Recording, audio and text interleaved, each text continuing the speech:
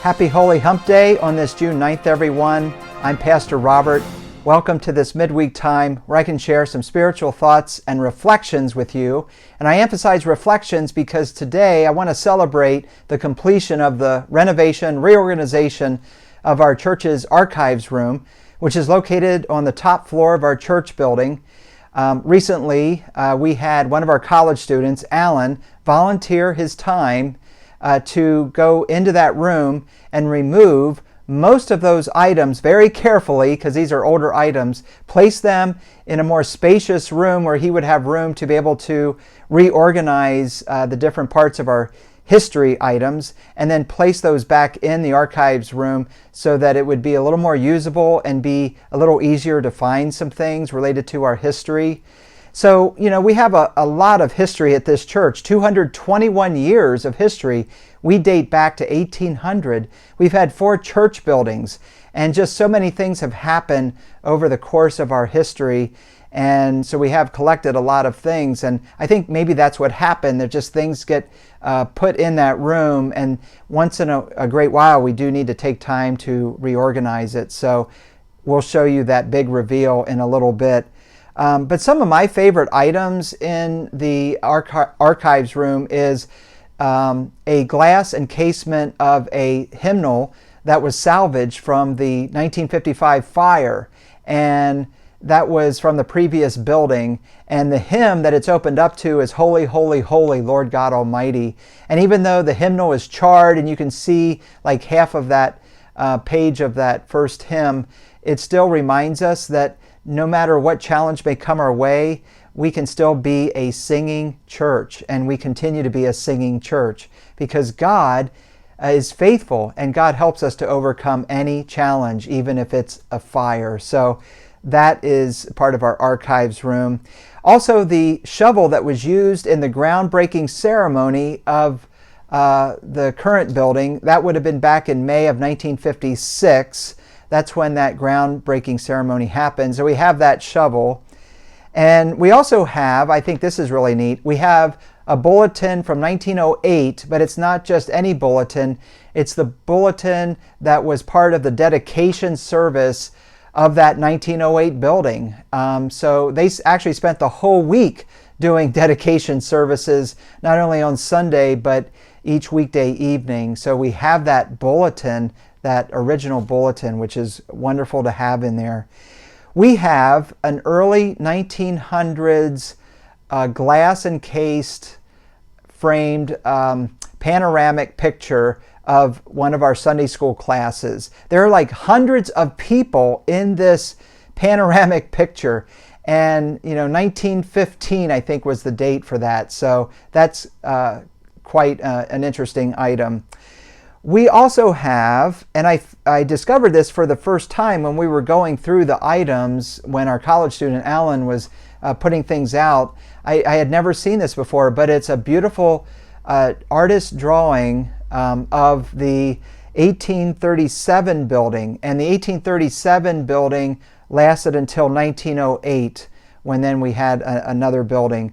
And it's a beautiful drawing of that church 3 buildings ago. We have gas and electric bills dating back to 1904 in our archives room. And yes, they were paid, but I just think it's so interesting. The gas and electric bills were combined. And so, for example, in February in 1904, I think, it was around $20 for the whole month for both gas and electricity. And then on the other side of that card, that postcard, which is, I guess, how they build it, they use these postcards. On the other side is a William McKinley postage stamp. So that's just really incredible.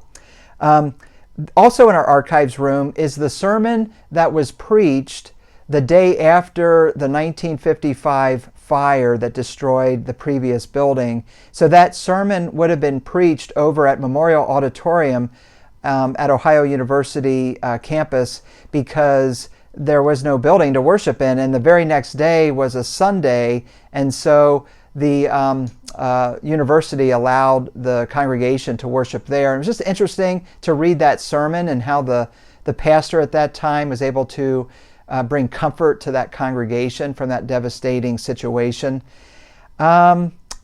We have a 1947 bulletin from that 1908 building that ended up getting burnt down in 1955. They had a rededication of the pipe organ in that church, and that was 1947. And then there's so many other kinds of things. You could spend all day, all week in there and not get through everything.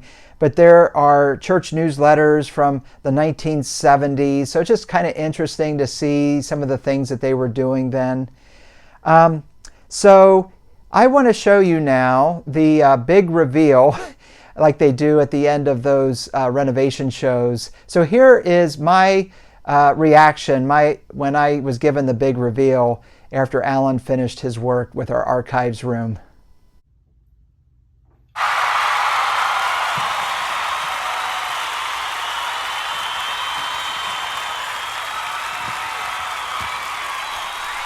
So again, a big thank you to Alan. That was a monumental project for you to do. And I know Alan's also done other work around the church, and he's going to be able to come back and do some other projects for us. So what would we do without our college students?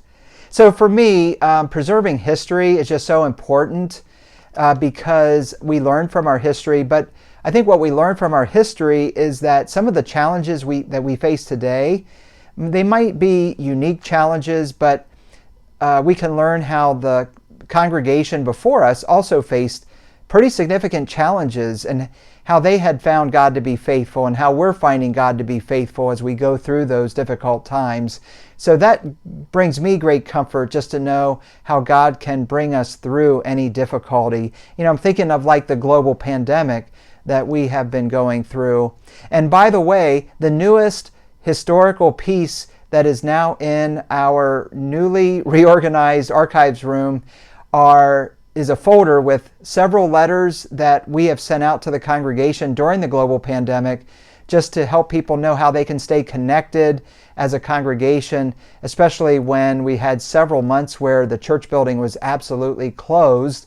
But it's amazing how over these 14, 15 months that we've still been able to stay connected with each other and most importantly with God. So that's going to be good for someone to find way down the road, years down the road, where they can see how we handled the challenge of our time, the global pandemic.